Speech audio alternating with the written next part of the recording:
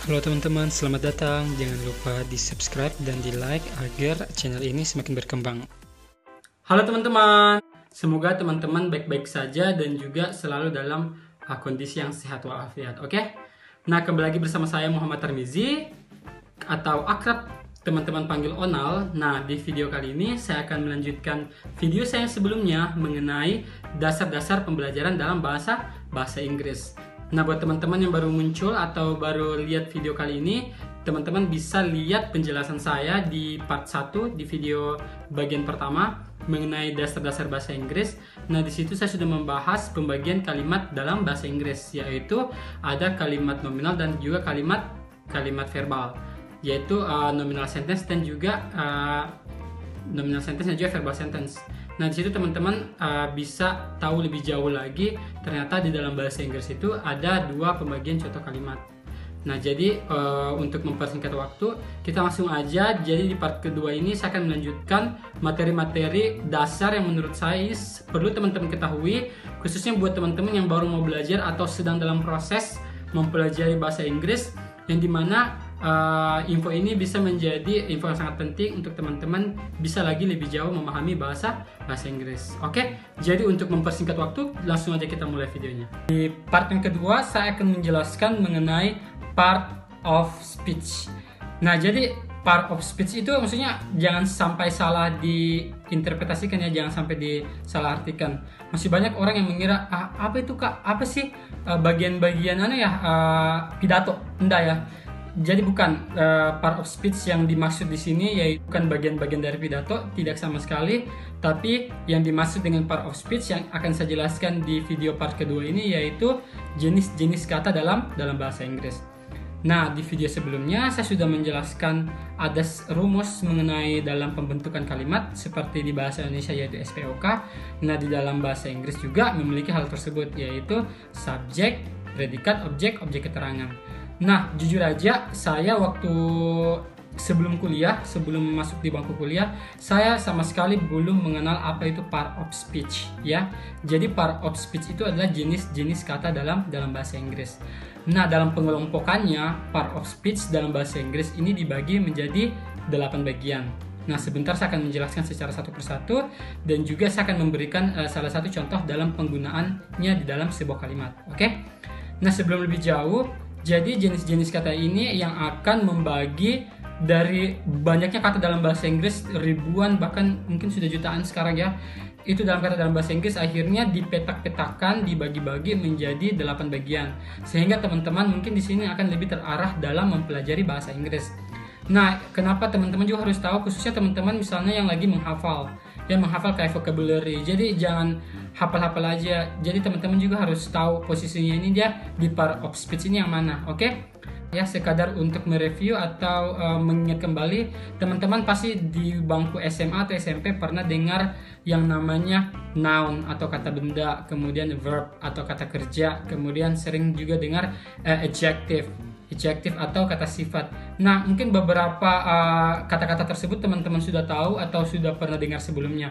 Nah, jadi itu juga masuk ke dalam bagian-bagian dari part of speech. Oke? Nah, jadi langsung aja saya mulai penjelasannya mengenai part of speech. Oke, teman-teman, jadi kita langsung masuk aja ke penjelasan yang pertama mengenai part of speech. Nah, sebelum kita masuk, saya mau mengingatkan aja. Nah, saya ingin menjelaskan aja dari 8 part of speech yang ada dalam bahasa Inggris. Nah, itu ada 4 yang utama dan 4 ini sebagai pelengkap dan pendukung. Nah, di 4 yang utama ini kita itu memiliki noun, kemudian verb, kemudian adjective dan juga adverb. Ya, jadi noun kata benda, verb kata kerja, adjective kata sifat dan juga adverb kata keterangan. Jadi kita langsung masuk aja di penjelasan yang pertama, yaitu kita punya noun. Oke, sebagaimana yang kita ketahui, noun itu adalah kata benda. Tapi yang dimaksud dengan kata benda di sini tidak merujuk ke maksudnya benda pemahamannya kita. Maksudnya kayak benda mati atau yang tidak bergerak. Tapi di sini juga benda ini sangat luas sekali artiannya. Bahkan manusia juga masuk di pengelompokan dalam noun. Nah, di noun juga di sini ada pengelompokan yang abstrak maupun yang real ya. Contoh-contoh misalnya kalimat untuk kata noun yang real itu misalnya kayak table, kemudian book, mirror, kemudian house, building, dan lain-lain sebagainya. Abstrak itu misalnya kayak idea, ide ya, kemudian imagination ya, itu maksudnya hal-hal yang tidak bisa kita lihat, tapi maksudnya itu masuk juga di dalam pengelompokan noun. Kemudian juga kayak misalnya kayak freedom, bahkan kita tidak bisa sentuh maupun lihat, tapi di sini juga dia masuk dalam pengelompokan noun, yaitu noun yang abstrak, tidak bisa kita sentuh atau lihat ya, seperti itu. Nah, jadi salah satu contoh kalimat dalam penggunaan kata noun, misalnya kita mau bilang I have an idea ya. I have an idea. Saya punya sebuah ide, saya punya ide. Nah, jadi di sini juga posisi ide di sini sebagai noun ya, bahwa menunjukkan bahwa pelaku ini, saya memiliki sebuah pemikiran atau ide, seperti itu. Nah, contoh yang kedua misalnya teman-teman mau bilang tadi yang abstrak ya, kemudian yang real misalnya I have 2 books ya. Saya punya 2 buku. Ya, jadi books di sini juga menyimbolkan dia sebagai noun ya, posisinya sebagai noun dalam part of speech ya, seperti itu. Nah, di sini juga teman-teman bisa belajar lebih banyak. Kalau teman-teman mau saya buat video tersendiri mengenai pembagian noun, nanti tinggal komen aja, saya akan buat untuk teman. Di pembagian yang kedua dalam part of speech kita punya verb. Ini teman-teman paling sering dengar ya, verb atau kata kerja. Nah, ini salah satu paling utama juga dalam bahasa Inggris ya. Tadi kan ada main point ya, ada main words dalam jadi ada 4 yang paling utama, yaitu salah satunya itu verb. Nah, posisi verb di sini kebanyakan di dalam sebuah kalimat itu, atau bukan kebanyakan sih, memang posisinya itu sebagai predikat ya. Jadi sangat dibutuhkan ya. Contoh misalnya itu verb di sini kayak misalnya bilang tidur, sleep, kemudian lompat, jump ya, berenang, swim. Pokoknya di sini verb ini lebih ke suatu tindakan atau aksi yang akan dilakukan oleh agent atau si pelaku, seperti itu ya. Di sini juga pembagian verb itu cukup banyak, teman-teman nanti bisa banyak pelajari di internet, bisa, atau di buku-buku. Kemudian juga di sini juga pembagiannya ada, misalnya teman-teman lihat di kamus itu ada verb 1, verb 2, verb 3, yaitu ada beda-beda sendiri namanya, dan juga penggunaannya beda-beda, seperti itu. Banyak juga pembagian misalnya verb yang misalnya di situ dia butuh objek, ada yang tidak butuh objek, atau misalnya ada yang bisa berdiri sendiri ya. Nanti teman-teman bisa dapat input banyak dari internet atau dari buku.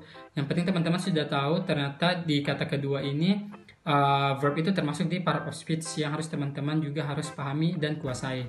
Nah, contoh kalimatnya misalnya kita mau bikin ini di present tense ya. I cook rice in the kitchen ya. I cook rice in the kitchen.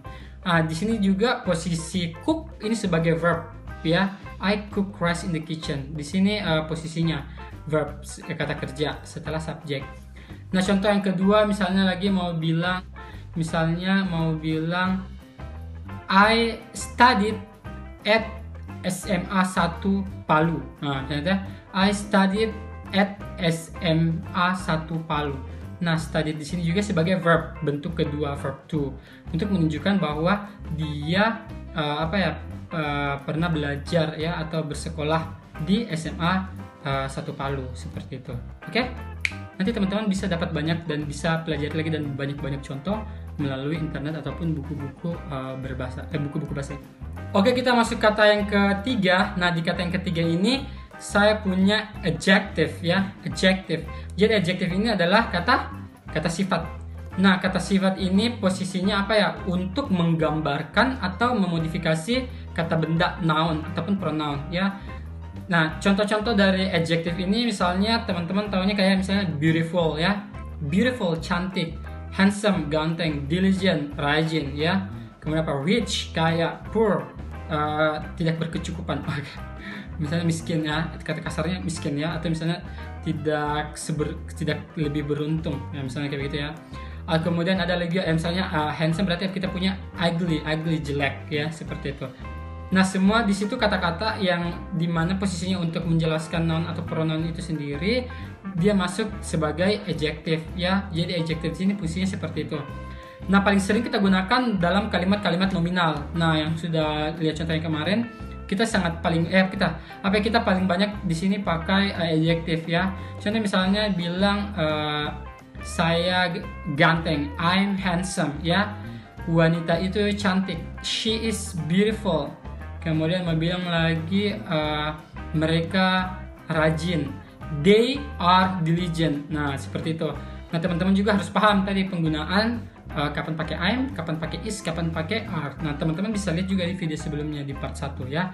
Nah, di sini juga teman-teman bisa lebih paham lagi kapan teman-teman menggunakan adjektif dalam sebuah kalimat, kapan teman-teman di sini tidak perlu menggunakannya. Jadi tergantung kebutuhan dan bentuk kalimat dan contoh kalimat yang teman-teman bikin seperti itu. Kita masuk ke kata yang keempat. Nah, di kata yang keempat saya punya adverb. Adverb atau kata keterangan. Si adverb ini sangat luas, sangat banyak, dan penempatannya juga beraneka ragam tergantung kebutuhannya teman-teman. Contoh misalnya teman-teman mau, sebelumnya itu ada I am handsome, teman-teman bisa bilang lagi I am very handsome, ya. Jadi very ini sangat. Nah, di sini juga penempatan very ini sebagai kata keterangan, ya, bahwa menunjukkan bahwa laki-laki ini tidak ganteng aja, tidak sekadar ganteng, tapi ganteng sekali, seperti itu ya. I'm very handsome, ya.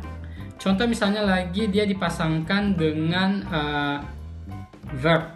Misalnya dia dipasangkan dengan verb, mau bilang she runs fastly. Nah, jadi fastly di sini juga menunjukkan kata keterangan bahwa perempuan ini berlari dengan sangat cepat, sepertinya dia cepat dalam berlari. Nah, di sini juga penempatan adverb difungsikan seperti itu ya. Kemudian misalnya lagi adverb. Nah, contoh misalnya adverb memodifikasi adverb itu sendiri. Misalnya mau bilang almost daily my teacher give us task. Nah, seperti itu. Jadi almost itu kayak misalnya hampir 100% lah. Hampir 100% mungkin dalam 6 hari, mungkin hanya sehari aja dia tidak memberikan tugas. Almost daily teacher gives us task. Nah, jadi seperti itu. Jadi adverb ini penggunaannya sangat luas. Nanti teman-teman bisa pelajari lagi lebih lanjut. Nah, teman-teman, untuk mengurangi durasi, penjelasan selanjutnya ada di bagian kedua, oke?